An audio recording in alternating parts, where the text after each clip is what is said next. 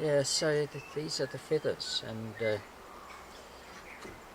I really believe I'm one of the bird people, as well as a few other peoples that are in my ancestry.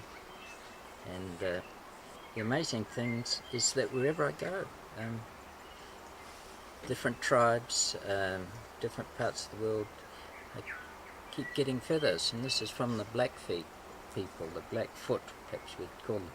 Is that in But anyway, Montana?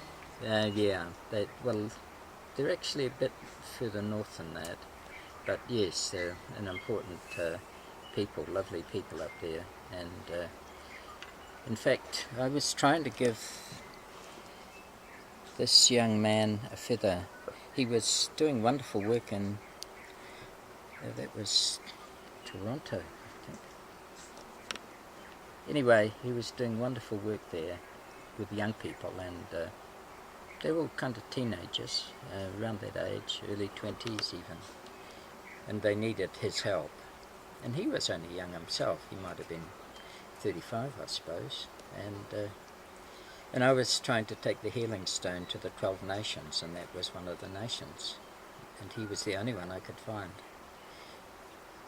And I had two stones, one for the Blackfeet people and one for the Crow. I couldn't get to the Crow, they were way up north of there. But anyway, I told the story of what we were doing, and he said he didn't want the stone. I put the pounamu down on the ground. He said, I don't want your stone. And I said, why not? He said, because people bring us things, and then all they want to do is take things from us. They bring things and take things, and we've just had enough taking. And I said, well, I placed it on the floor, and it comes as a gift of aroha, of love from our land for healing, and of course you don't have to accept it. He said, well, we have to test the truth of you. I'm going to see the elders, and tonight you can come and sit with the snakes.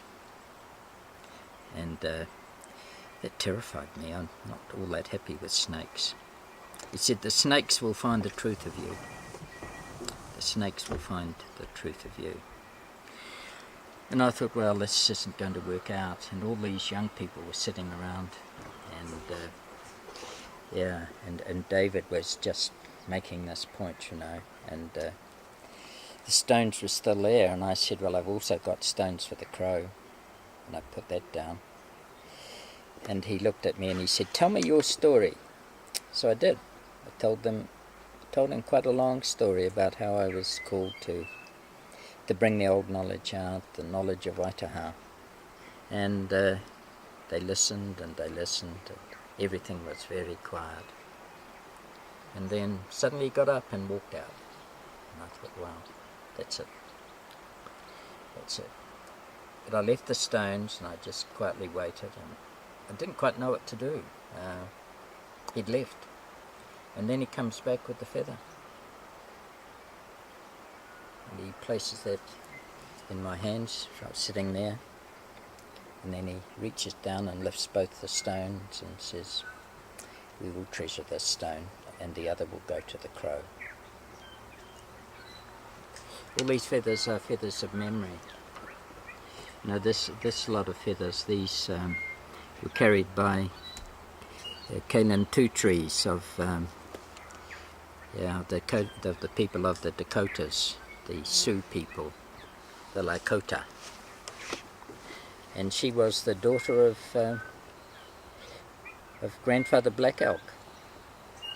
He was still alive at that time, and one of the greatest healing shaman on the planet. Amazing man who wrote an incredible book about shamanic healing, and that's Kaylin. And she carried these across to the west coast, and her journey was to bring back some of the sacred healing stone that was waiting to be gathered. And she made that journey, and she came back, and of course she presented it all in a traditional way. She had this cloth with her beautiful colours, and everything that came came with such huge respect for the bird people. I mean, it was just amazing, just the way these feathers are honoured, and the stories behind them are utterly incredible. Yeah, this one's from Australia. Yeah, and of course, down here we got these wonderful feathers from the owl. Yeah, they're beautiful. And the owl, of course, is one of my guardians, one of my kaitiaki, one of the kaitiaki. The moor pork? Yes, it's we call it ruru here, and it's the moor pork, and you hear it in the night, and it's absolutely beautiful. And there's one other thing about the feathers that I found really hard when I began my whole journey with Waitaha and with those elders, and that was that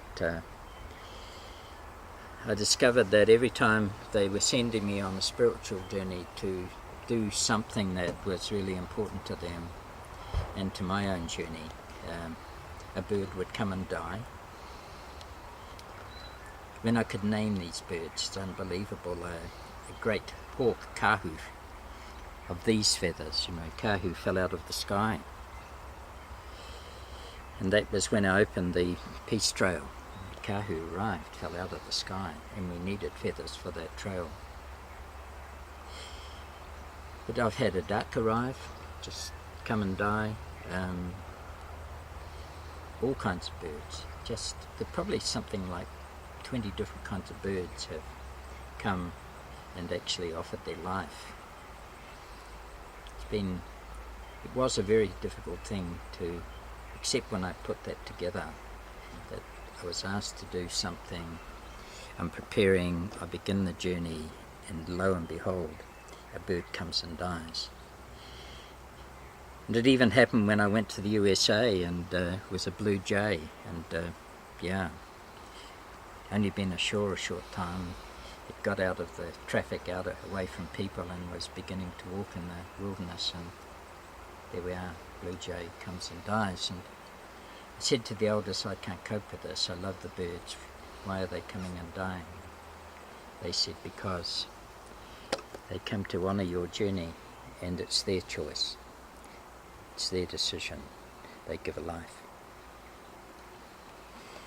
Yeah, so the birds, for those journeys, the elder said, a feather is gifted and carried to allow your mind to soar, to open you to bigger worlds, to be of the song that comes from the trees, and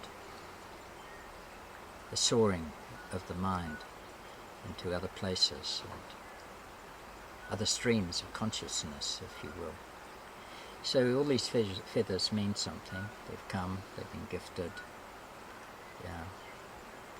Yeah. There's even one of the sea eagles from Scandinavia, and that feather arrived in the night, and it was there the next morning when I got up, specially wrapped to be received. Yeah, the bird people, they're amazing, and some of us are bird people. We just know that we're part of their song and part of their journey.